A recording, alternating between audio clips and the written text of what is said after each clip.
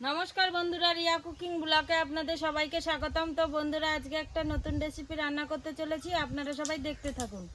তো বন্ধুরা দেখো, মা আর আমি চলে এসেছি রান্নাঘরে। এই দেখো, বাবা আজকে চিংড়ি মাছ নিয়ে এসছে, আর এই দেখো আমি নারকেল নিয়ে এসেছি বাড়ি থেকে, আমাদের গাছের নারকেল কিন্তু এটা। তো আজকে আমি চিংড়ি মাছের মালাইকারি রান্না করব। তো আমি এখন চিংড়ি মাছগুলো বেছে নেবো, মা ওইদিকে বাটাবাটি করে নেবে। আমি এখন জিরেটা বেটে নেব।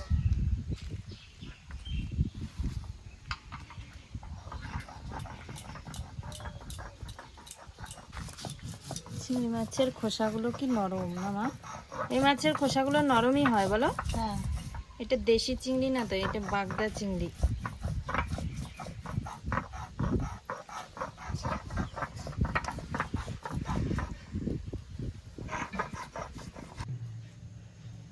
তো বন্ধুরা, আমার সব চিংড়ি মাছগুলো দেখো বাছা হয়ে গেছে। এবার চিংড়ি মাছগুলো ভালো করে ধুয়ে নিয়ে আসবো। আমার জিরেটা বাটা হয়ে গেছে, জিরেটা এখন নামিয়ে নেব। নামিয়ে নিলাম। এখন শুকনো লঙ্কাটা আর আদাটা মিশিয়ে একসঙ্গে বেটে নেব।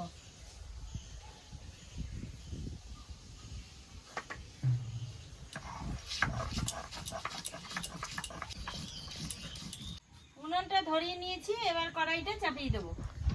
কড়াইটা চাপিয়ে দিয়েছি, এবার কড়াইটা একটু গরম হতে থাকবে। লঙ্কাটা বাটা হয়ে গেছে, লঙ্কাটা নামিয়ে নেব। নামিয়ে নিলাম। মা, আমি নারকেলটা ছাড়িয়ে দিয়েছি, তুমি ভেঙে তাহলে কুড়িয়ে নেবে। নারকেলটা ফাটিয়ে নেব।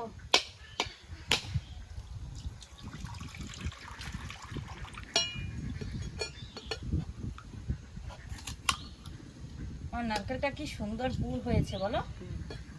আমি এখন কুড়িয়ে নেব। আমার এইদিকে কড়াইটা গরম হয়ে গেছে, এবার কড়াইতে তেল দিয়ে দেবো। তেল দিয়ে দিয়েছি, তেলটা একটু গরম হতে থাকবে। তেলটা গরম হতে হতে আমি এইদিকে চিংড়ি মাছে লবণ হলুদ মাখিয়ে নেব। লবণ দিয়ে দিয়েছি, হলুদ দিয়ে দিয়েছি, এবার ভালো করে মাখিয়ে নেব।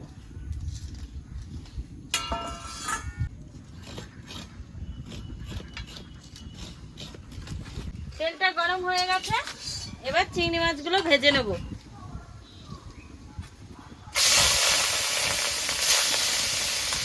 চিংড়ি মাছগুলো দিয়ে দিয়েছি, এবার চিংড়ি মাছগুলো ভাজা হতে থাকবে। আজকে যা উনুনটা ধরেছে খুব সুন্দর।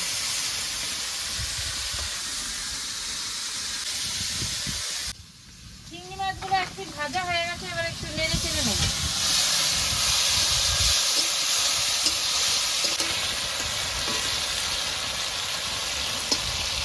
অর্ধেক নারকেল কুড়িয়েছি, তাই দেখ কতটা পুর হয়েছে।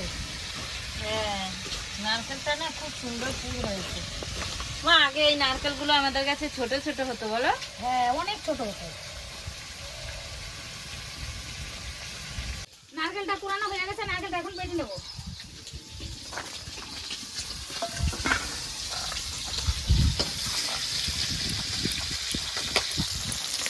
চিংড়ি মাছগুলো ভাজা হয়ে গেছে, এবার নামিয়ে নেব।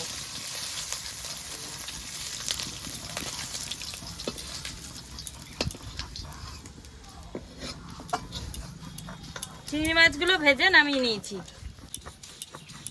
চিংড়ি মাছ ভাজার তেলের মধ্যে আরেকটু তেল দিয়ে দেবো। তেল দিয়ে দিয়েছি, তেলটা এদিকে গরমও হয়ে গেছে। এবার ফোড়নে দিয়ে দেবো দুটো শুকনো লঙ্কা, কটা গোটা জিরে,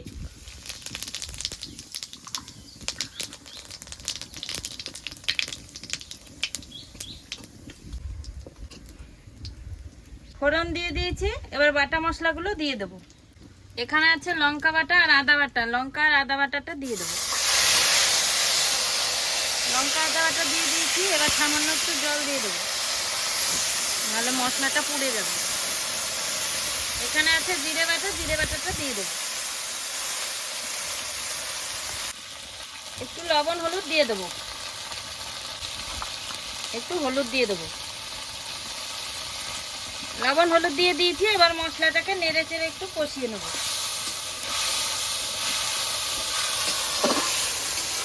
আজকে যেহেতু চিংড়ি মাছের মালাইকারি রান্না করছি, তাই পেঁয়াজ রসুন দেবো না।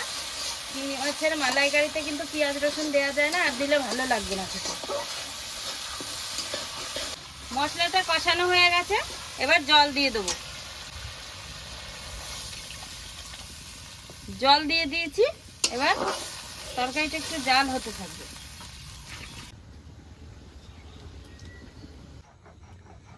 মা বাটাটা না খুব সুন্দর মিহি হয়েছে।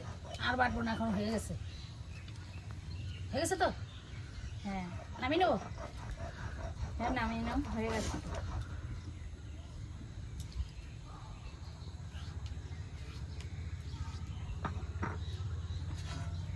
আমার নারকেলটা বাটা হয়ে গেছে, নারকেলটা এখন নামিয়ে নেবো।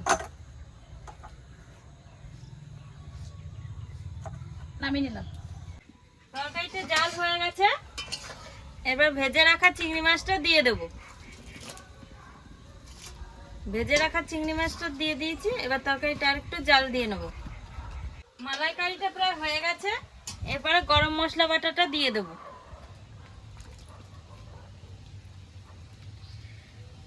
গরম মশলা বাটাটা দিয়ে দিয়েছি, এবার একটু নেড়ে চেড়ে নেব। নেড়ে চেড়ে নিয়েছি, এরপরে বেটে রাখা নারকেলটা দিয়ে দেবো।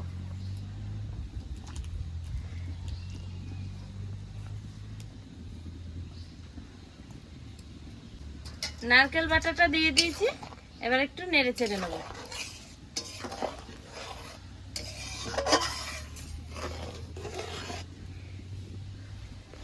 তো বন্ধুরা, আমার মালাইকারি রান্না করা কমপ্লিট হয়ে গেছে, এবার মালাইকারিটা আমি নামিয়ে নেব। মালাইকারিটা নামিয়ে নিয়েছি। তো বন্ধুরা, আমার রান্না বান্না কমপ্লিট হয়ে গেছে, মা আর আমি খেতে বসে পড়েছি। এখন ভাতটা খেয়ে নেব। তো বন্ধুরা, আজকে আমি রান্না করেছি চিংড়ি মাছের মালাইকারি।